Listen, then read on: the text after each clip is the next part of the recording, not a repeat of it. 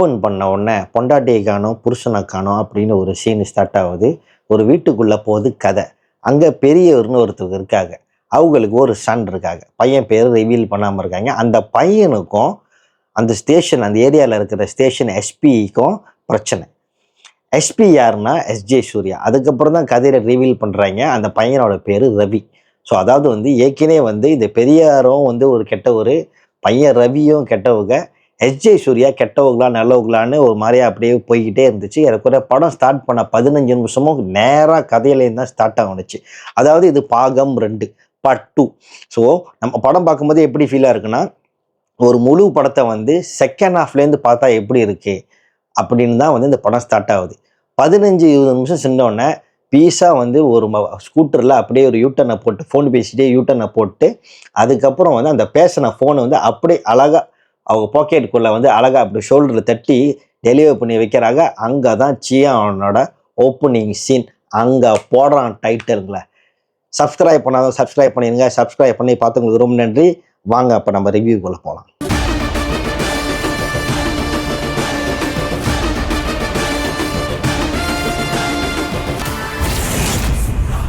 சியா விக்ரமோட பேர் இந்த படத்தில் காளி.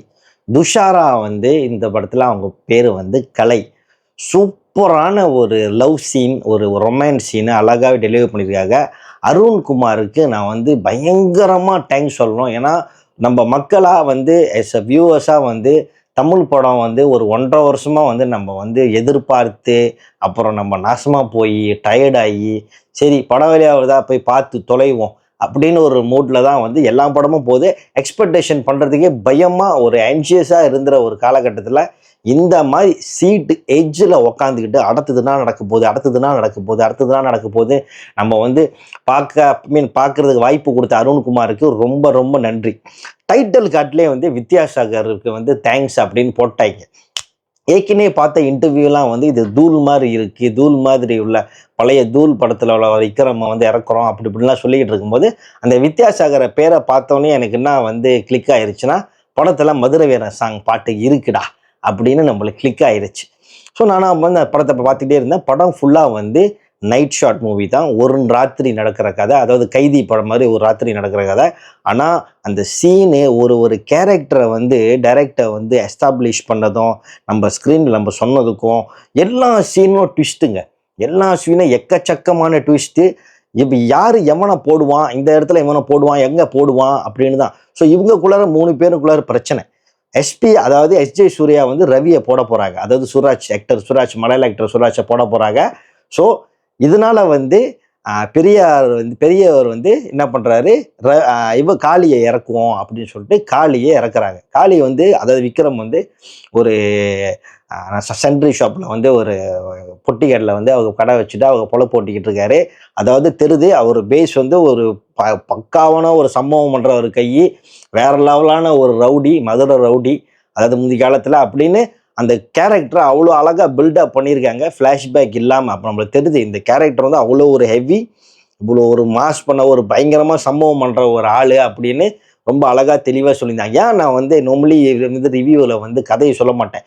நான் என்ன தான் அந்த கதையை நான் ஃபுல் ஸ்கிரிப்டை உங்கள்கிட்ட சொன்னால் கூட நீங்கள் அந்த படம் பார்க்கும்போது அந்த சுவாரஸ்யம் உங்களை விட்டுட்டு போவே போகுது. ஏன்னா ஸ்க்ரீன் பிளேனா இதுதான் ஸ்க்ரீன் பிளே, கிரிப்பிங்கான ஸ்க்ரீன் பிளே. ஜிவி பிரகாஷ் நான் ஆடியோவில் கேட்கும்போது பாட்டு அவ்வளோ கிரிப்பாக இல்லை, எனக்கு அவ்வளோவா ஓகே அப்படின்னு இருந்துச்சு. ஆனால் படத்தோடு பார்க்கும்போது ரொம்பவே நல்லா இருந்துச்சு. 2 பாட்டு இருந்துச்சு.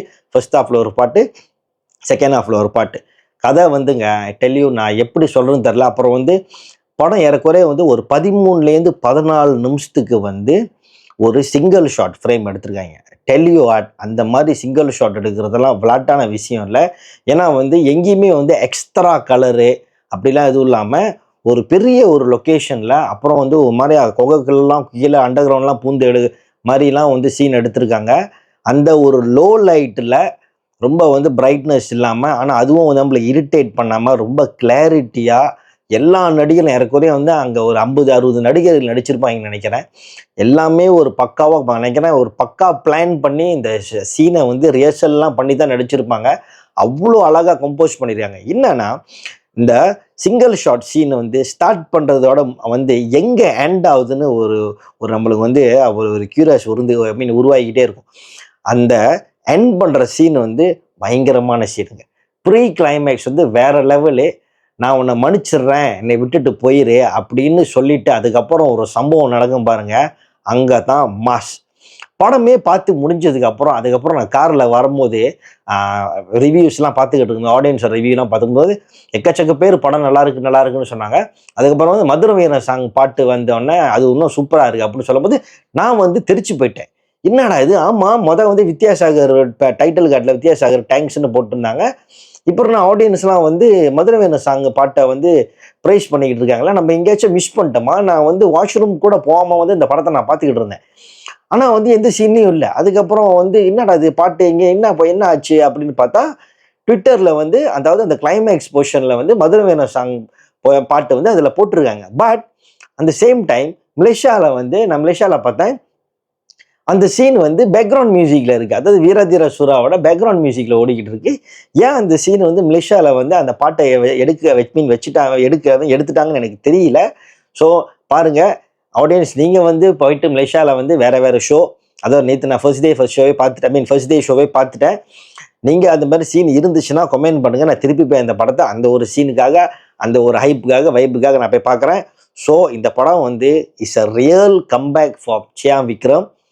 நல்லா என்ஜாய் பண்ணுங்க. படம் ஒரு பக்காவான ஒரு கேங்ஸ்டர் த்ரில்லர் ஆக்ஷன் ஃபிலிம். சூப்பரான படம். See you all next video guys. Bye bye.